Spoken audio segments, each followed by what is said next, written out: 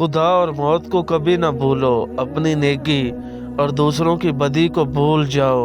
अक्लमंद आदमी उस वक्त तक नहीं बोलता जब तक कि खामोशी नहीं हो जाती। सलाम करने में पहल करो और हर एक के साथ सलूक करो। जो हक से मुंह मोड़ता है वो तबाह हो जाता है। सब्र करो, मकसद तक पहुंच जाओगे। आग तो सिर्फ अपने ही लगा सकते हैं, गैर तो सिर्फ हवा देते हैं।